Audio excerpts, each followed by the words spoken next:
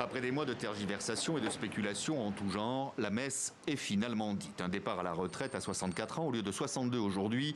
Le Rubicon est franchi pour les syndicats qui parlent d'une seule et même voix pour la première fois depuis 12 ans. Toutes les organisations syndicales se sont immédiatement réunies pour construire une réponse commune de mobilisation interprofessionnelle. Celle-ci prendra la forme d'une première journée de grève et de manifestation le 19 janvier 2023. Le 19, la première date cochée sur le calendrier syndical. Quant à celui de l'Assemblée, le texte sera présenté à partir du 6 février pour une adoption prévue, si tout va bien, fin mars. Pour éviter un passage en force, le gouvernement a besoin du soutien des députés Les Républicains, ce qui pour le moment semble être le cas, mais sous condition.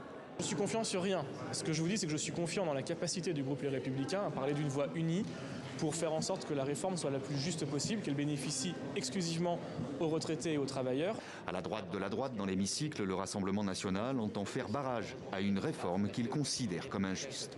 Malheureusement, on n'attend pas grand-chose, puisqu'on a toujours dit que depuis le début, le gouvernement faisait des fausses concertations, faisait des faux échanges.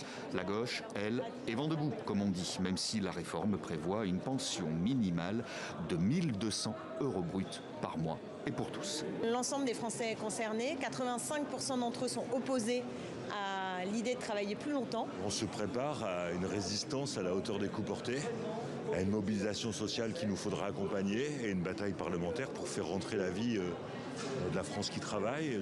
La gauche, dans son ensemble, appelle à manifester le 19 janvier en espérant obtenir satisfaction une fois de plus dans la rue, tant on ne compte plus le nombre de ministres ou de gouvernements qui ont dû, par le passé, faire marche arrière face à l'épineuse question des retraites.